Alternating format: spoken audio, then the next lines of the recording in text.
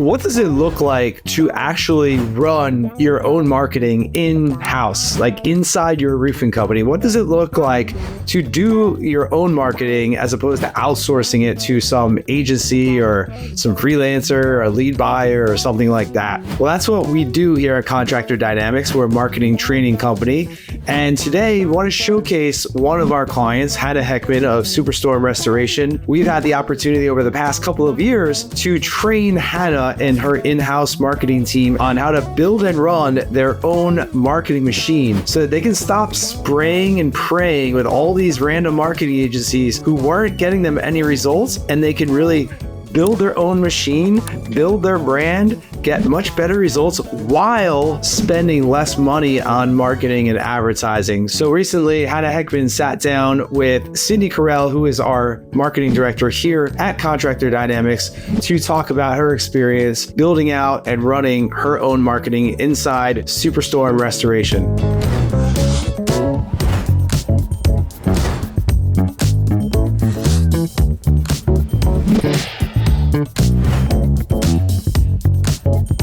I'm Hannah Heckman. I'm the Vice President of Administration and Business Development at Superstorm Restoration. How long have you been a member of Contractor Dynamics? I would say we've been working with them for about 1 year.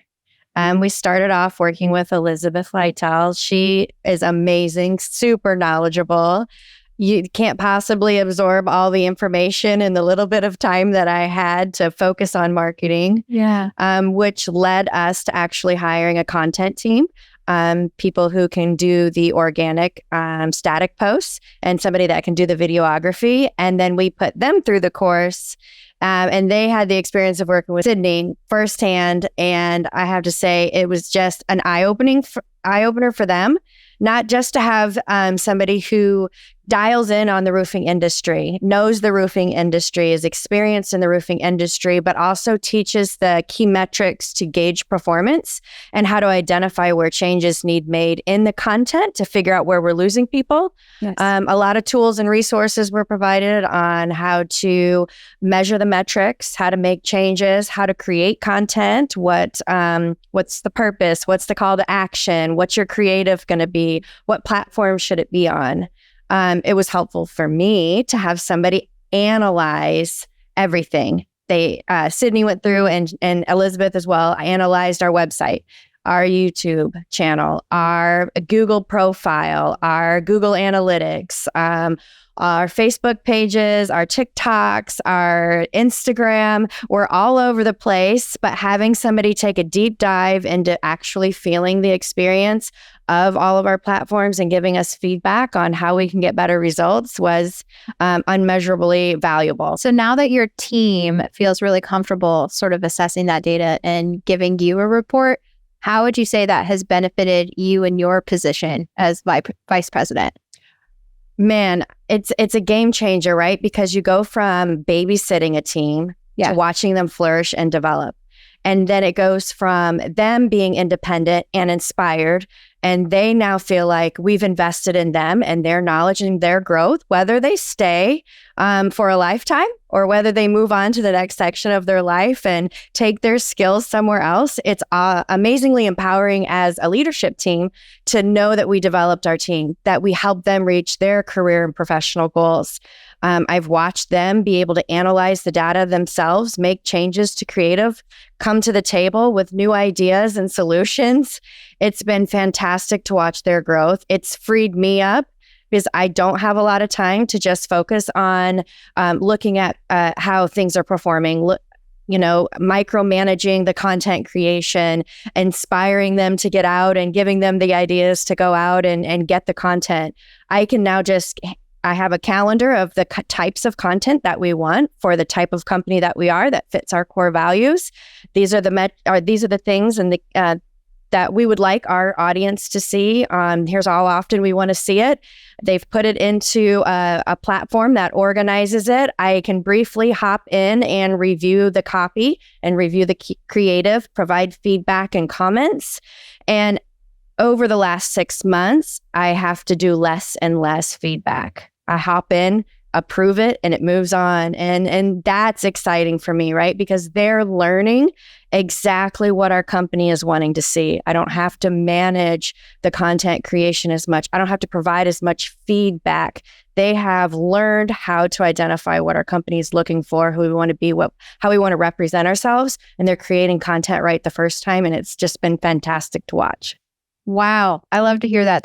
I bet that's such a like freeing feeling too, to like watch that growth and then be able to like focus on other parts of the business as a result of that. Yes, it's amazing. I love that. It's freeing up. I'm allowed to look at other things now. Yeah. One of the biggest targets that I'm working on now is actually you can never dial in on ROI enough.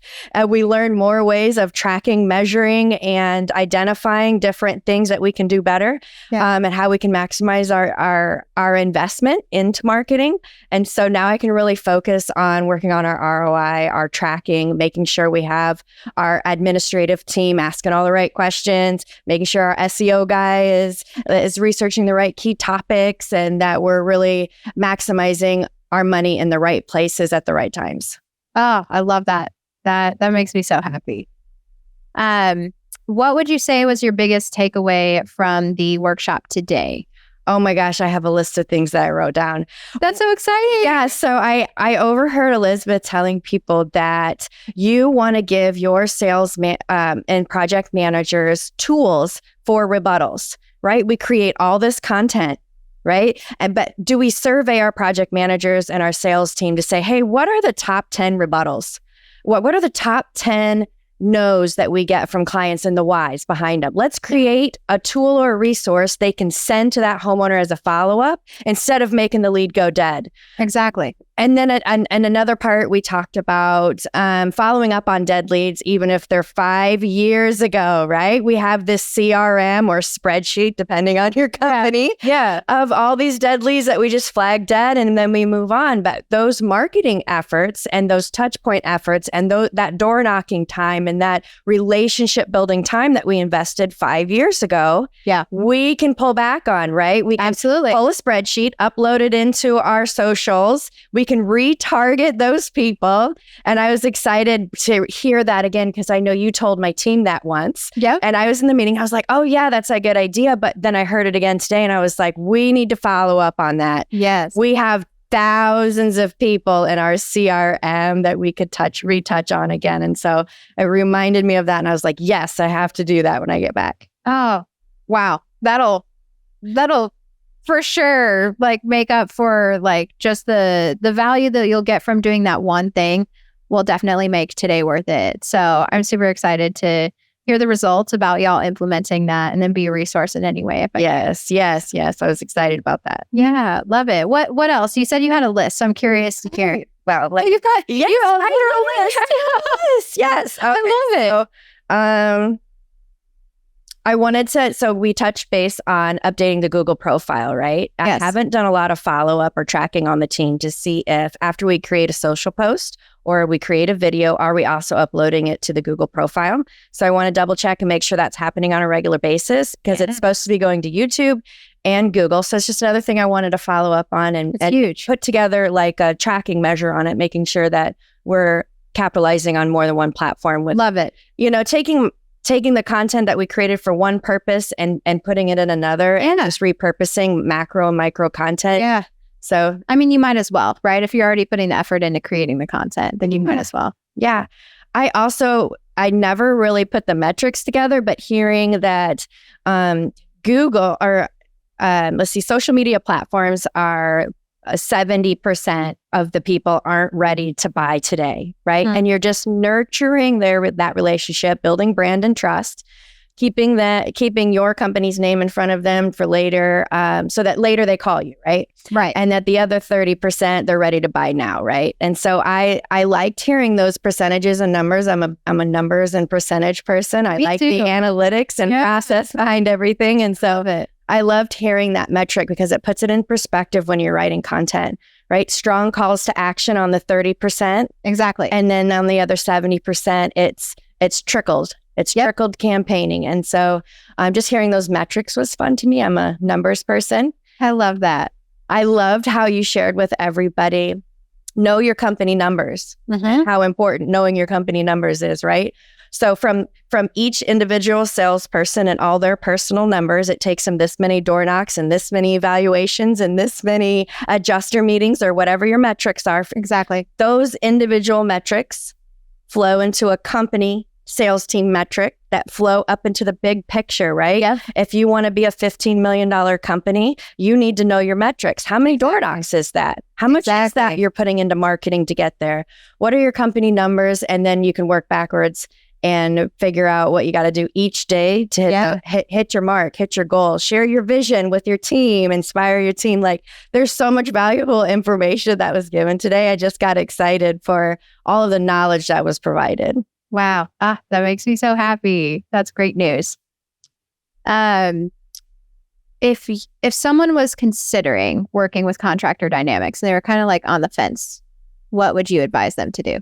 I would say just have a conversation. I know Elizabeth is doing a free phone call with anybody going over, hey, she had a list of great questions to ask, right? Just to get to know your company individually. I overheard her doing kind of a brief consultation with a company, and she asked a lot of really great questions. You know, what are your core values? What is your ideal customer? What does that look like? What are the ways in which you reach them?